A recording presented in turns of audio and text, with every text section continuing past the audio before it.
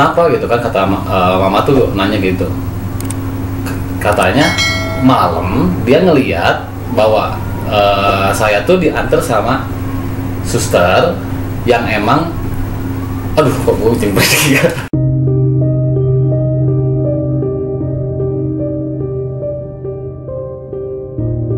Halo, selamat pagi, siang, sore, dan malam sahabat yang bercerita. Welcome back to our channel yang bercerita, di mana kita selalu menghadirkan kisah-kisah dari orang-orang yang memiliki pengalaman gaib dan spiritual.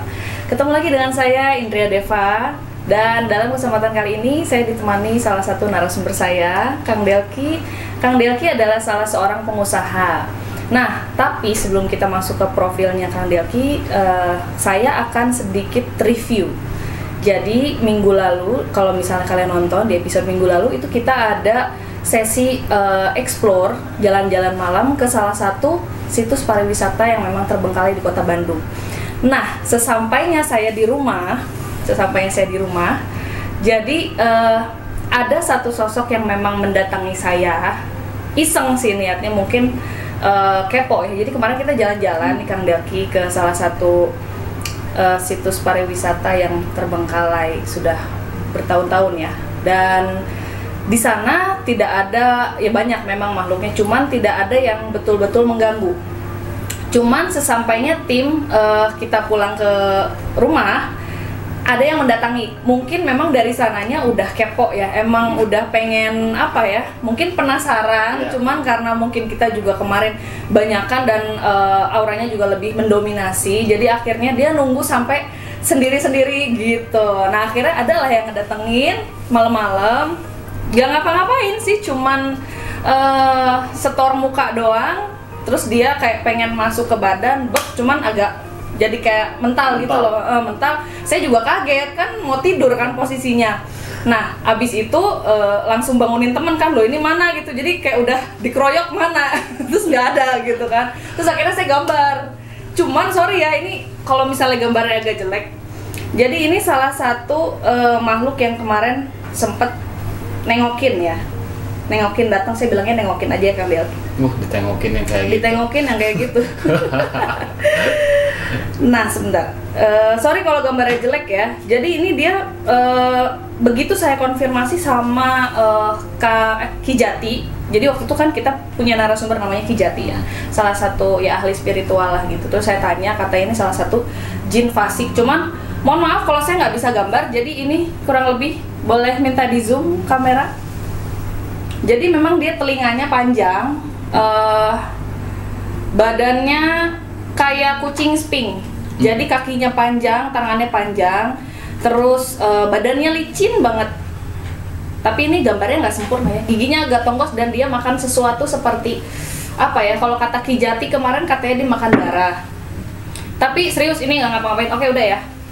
Jadi dia nggak ngapa-ngapain, cuman kayak store muka doang gitu. Kenalan lah. Dan ada satu lagi cewek yang mulut itu agak lebar sampai ke sini. Nggak sobek sih, cuman mulutnya aja gede gitu. Nah itu memang sempat mengunjungi kita di hotel, cuman pas begitu kita yang selingak-selinguk ya hilang lagi. Nah kayak gitu Kang Delki. Ya guys, jadi kalau kalian nonton kemarin banyak yang udah mending aja nih. Oke, langsung kita masuk ke profil ya, Kang Delki. Silakan diperkenalkan dulu sama sahabat yang bercerita, ceritakan tentang profilnya. Assalamualaikum warahmatullahi wabarakatuh. Waalaikumsalam. Saya Delki, di sini kebetulan saya sebagai owner dari Vepan Java. Nah, di sini kebetulan juga diajakin untuk mengisi konten yang mungkin baru untuk saya pribadi, ngisi konten dengan yang berbau-bau apa ya, mistis ya, mistis gini ya. Nah di sini kebetulan saya stay di Bandung, dan kalau misalnya emang teman-teman di sini ada yang emang mengenal dengan produk-produk saya, alhamdulillah juga. Semoga teman-teman di Bandung di sini saling support untuk local pride-nya. Oke, thank you. Jadi ini Vepan Java ya? Ya betul. Ini saya tahu Vepan Java adalah salah satu perusahaan vaporizer terbesar ya, maksudnya salah satu dari yang terbesar di kota Bandung gitu. Jadi ini PT apa namanya Kang Delki? Anugerah Sinar Berkah. PT Anugerah Sinar Berkah. Jadi untuk kalian yang nge-vape, kalian pasti tahu ini produk-produk emang Legend ini produk barunya ya? Itu produk barunya. Oh ini display t-shirtnya seperti yang saya pakai juga. Terima kasih banyak ya Kang Delki ya. Terima kasih. Oh jadi ini dalam satu paket ini ada stiker-stiker seperti ini ya? Iya betul, kita juga ada bandingnya ya, jual banding juga, termasuk t-shirt sama liquidnya juga, terus ada member card sama merchandise yang lainnya kayak stiker gitu. Keunggulan member cardnya diskon? Kalau misalnya untuk teman-teman kaula muda ya, mahasiswa Bandung atau komunitas Bandung biasanya ngejar diskon-diskon ya. Nah, salah satu keunggulan dari member ini, kita bisa belanja dengan diskon spesial untuk member itu. Yang nggak didapetin kalau misalnya yang nggak dapat member, ya kita nggak dapat diskon itu gitu. Jadi kalau diskon itu cuma bisa di Vevan Java Store. Betul. Oh, jadi kalau yang belum tahu, Vevan Java Store itu lokasinya di Hotel Salis. Nah, seperti yang tempat kita syuting hari ini kita lagi ada di Hotel Salis di lantai 3. Jadi Hotel Salis itu adalah hotel bintang 3, ada juga yang Salis budget. Salis budgetnya itu pokoknya murah banget, kalian bisa ngedapetin nginep di hotel harganya murah banget sekitar 150.000 aja. Dan itu posisinya di lantai 1, lantai 2 dan lantai 4. Nah, kalau posisi yang kita sekarang syuting ini family suite ya. Family suite ini harganya kalian bisa dapetin di 300.000 aja. Pokoknya udah murah banget dan ini lokasi benar-benar strategis. Kalian ke Lembang deket banget, terutama yang di luar kota pastinya. Betul. Terima kasih untuk Salis Hotel ya. Jadi nanti kalau kalian masuk ke Salis itu ada Vevan Java Store. Ada Vevan Java. Jadi di bawah itu kita di depan di pinggir lobby itu ada tenan-tenan seperti mirip food court kayak gitu. Di situ ada coffee shop, ada vape, ada makanan-makanan yang lain, ada bakso yang dicari untuk musim-musim hujan kayak gini. Jadi orang nggak sungkan nongkrong di hotel ya? Betul. Terus harganya juga di sini kita setting untuk harga-harga untuk mahasiswa. Jadi dengan budget yang minim pun kita bisa mendapatkan fasilitas nongkrong hotel. Ala hotel. Itu. Memang di hotel. Itu betul. Dan ini lokasinya depan kampus UPI. Ini kopinya yang tadi diceritakan ini. Iya, ini namanya Lekoh Coffee. Oh, ini ya. Jadi ini ada kemasan seperti not frozen apa ini? Iya, es kopi susu yang dikemas di botol. Yang biasanya kan kita botolnya tuh kebanyakan tuh botol plastik ya. Nah, kita coba sajikan dengan botol ember atau kaca ini. Dengan harapan bahwa penampilannya bisa lebih casing lebih bagus lah gitu.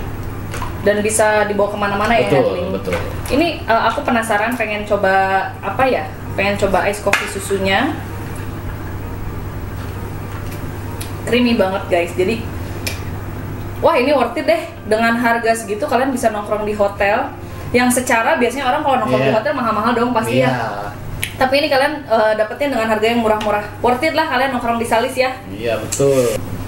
Nah, sebelum kita mulai sesi bincang-bincang kita, saya mau ucapin terima kasih banyak juga untuk Gonzo yang saya pakai, jaketnya yang Kang Delki pakai juga keren banget. Pokoknya Gonzo Bandung selalu terdepan. Emang dari dulu keren banget loh. Zaman saya nyanyi juga emang udah jadi langganan karena emang bajunya keren-keren banget gitu. Jadi Morning Bell shoes yang Kang Delki pakai. Ini kulit ya? Saya suka banget.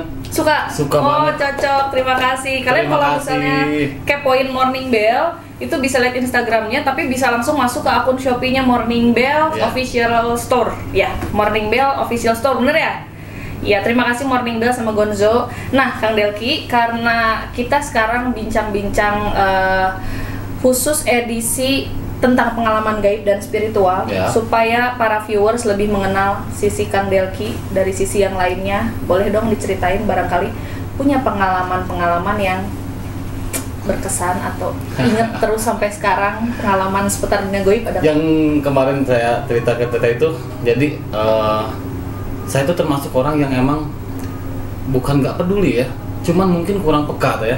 Jadi kejadian-kejadian yang udah terjadi kemarin-kemarin juga sebelum-sebelumnya, apakah itu emang apakah ini bisnis, apakah emang mimpi, apakah emang kebetulan doang itu kan. Jadi hal-hal itu yang mungkin saya pribadi kurang peka terhadap kejadian-kejadian seperti itu. Cuman Kalau yang saya masih ingat sampai sekarang tuh dulu waktu zaman kecil tuh SD lah, kurang lebih SD kelas 3 apa kelas 4, ketika itu saya sakit, yang harus dirawat di salah satu rumah sakit di daerah Bandung Selatan, Banjaran. Jadi rumah sakitnya itu berbentuknya seperti puskesmas, cuman agak gede juga gitu, tapi disebut rumah sakit juga nggak terlalu besar banget gitu kan. Itu salah satu tempat yang emang sampai sekarang juga masih ada, udah tua lah gitu kan tempatnya. Dan pada saat hari itu kebetulan mama tuh nggak bisa nungguin untuk bermalam di rumah sakit. Jadi ditungguin sama kakak-kakak sepupu yang emang ketika mereka nungguin, mereka cuman ikut tidur doang di rumah sakit itu. Jadi secara kalau misalnya nungguin biasanya kan orang yang nunggu di rumah sakit itu biasanya nganterin orang yang sakitnya gitu. Ini enggak, mereka malah tidur gitu kan. Nah, pas tengah malam sekitar jam 12 apa jam 1-an lah, kebetulan saya mau pengen ke kamar mandi, pengen buang air. Nah, bingung kan mau minta antar ke siapa gitu. Nah, kebetulan ada yang lewat, satu orang suster cewek, lebih tepatnya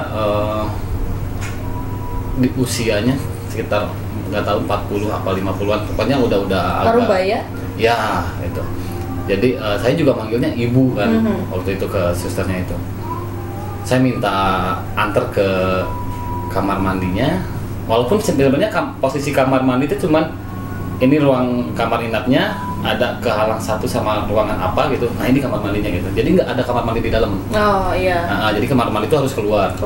Nah, diantar pada waktu itu. Seingat saya itu cuman yang terjadi itu cuman saya diantar dari posisi dari kamar dari tempat tidur ke kamar mandi. Dan ditungguin, habis itu diantarin lagi ke tempat tidur saya. Yang seingat saya itu. Cuman ketika keluar dari kamar mandi itu saya melihat ada bapak security yang emang lewat di lorong-lorong di rumah sakitnya itu. Dia ngelihat tapi dia nggak nyamperin, dia cuma lari. Nah, cuman pada waktu itu saya nggak berpikir apa-apa kan, kenapa dia lari ataupun alasannya seperti apa gitu. Cuman ketika habis subuh itu setengah 6 apa jam 5-an, si security itu nyamperin ke tempat tidur saya. Dan pada waktu itu mama juga udah datang ke rumah sakit. Dia nanya, si security itu nanya adanya baik-baik aja, nggak kenapa-napa? Enggak kenapa? Iya itu kan. Oh, ini satpam yang semalam gitu kan, nggak apa-apa kok, nggak apa-apa. Emang kenapa gitu kan, kata mama tuh nanya gitu. Katanya malam dia ngeliat bahwa saya tuh diantar sama suster yang emang, aduh kok gue jempret juga. Saya juga jadi merinding jadinya. Jadi si suster ini tuh kata security itu dia udah meninggal beberapa tahun lalu. Dan saya nggak nge. Nah, terus kejadian yang saya ingat tadi kan bahwa saya cuma dianterin ke kamar mandi, habis itu dianterin lagi ke kamar, ke tempat tidur. Yang ingat saya itu cuma itu. Tapi kata si security ini, si adeknya itu, ya sayanya tuh sampai digendong, sampai diajak kayak main-main gitu. Padahal saya nggak ingat. Saya nggak ingat sampai saya digendong atau bermain sama si ibu itu gitu. Dan pada saat saya mau cek darah ke depan itu emang ditunjukin sama security itu, nah ini foto yang ibu tadi gitu. Itu benar, dan itu benar, wajahnya sampai sekarang saya ingat sampai sekarang. Nah, kejadian itu imbas dari kejadian itu tuh, dari situ saya sampai sebelum nikah kemarin, sebelum nikah tuh saya nggak mau nginjek rumah sakit. Sampai seperti itu. Memunculkan ya, trauma ya. Dari situ sampai baunya rumah sakit yang khas katanya, saya udah nggak bisa. Terus tempat makan nih teh, tempat makan rumah sakit kan khas sama apa sih? stainless Iya, gitu kan. betul. Nah itu saya nggak bisa makan dengan piring-piring berbahan seperti itu sampai sekarang. Cuman kalau untuk masuk ke rumah sakit itu baru lagi saya bisa masuk ke rumah sakit itu setelah ibu sakit yang harus dirawat, dan waktu itu saya sama adik saya harus giliran untuk nungguin. Di situ saya memberanikan diri. Yang keduanya pada saat istri hamil. Barulah. Nah, dari situ mulai sekarang keluar masuk rumah sakit, nganter saudara atau siapapun, saya berani. Better ya. Ya, itu. Nah, cuman mungkin kalau kita balik dari awal tuh, dari kejadian itu emang saya nggak berani nginjek rumah sakit. Sampai sekarang masih ingat wajahnya? Masih. Nggak usah disebutkan namanya ya. Masih, aduh. Tapi horor nggak sih? Horor nggak sih? Berarti Kang Delki percaya dengan adanya dunia alam gaib, dunia jin? Sangat percaya deh. Cuman mungkin ada orang yang emang peka terhadap alam lain selain alam yang kita sekarang di sini gitu kan. Cuman saya kalau untuk dibilang percaya, sangat percaya. Cuman saya termasuk orang yang emang tidak terlalu peka untuk merasakan. Biarin aja gitu. Ya itu gitu. Di-ignore ya. Itu betul itu. Berarti nggak ganggu dong kalau misalnya nggak peka, kan kita tidak terlalu sensitif untuk merasakan perubahan. Berarti enaknya yang tidak terlalu sensitif itu tidak terganggu akan vibrasi-vibrasi di sekitar kalau bisa udah mulai agak ganggu. Ya mungkin seperti Sisi lain, enak nggak sih nggak sensitif gitu? Sebenarnya gini teh, jadi ada beberapa kali kejadian ketika ada kumpul sama teman. Waktu itu kita ngadain camping di Gunung Puntang. Jadi ada satu kejadian ketika kita lagi jalan-jalan malam, itu benar-benar kejadian ada berapa orang ya? 5-6 orang lah yang barengan jalan itu. Cuma satu orang yang nggak ngerasain itu, Delki. Jadi teman-teman yang lain itu kejadian pada waktu itu tuh semuanya satu suara, bahwa mereka melihat sesuatu dan merasakan sesuatu gitu, terus mendengar sesuatu. Dan yang enggak tuh cuma Delki doang.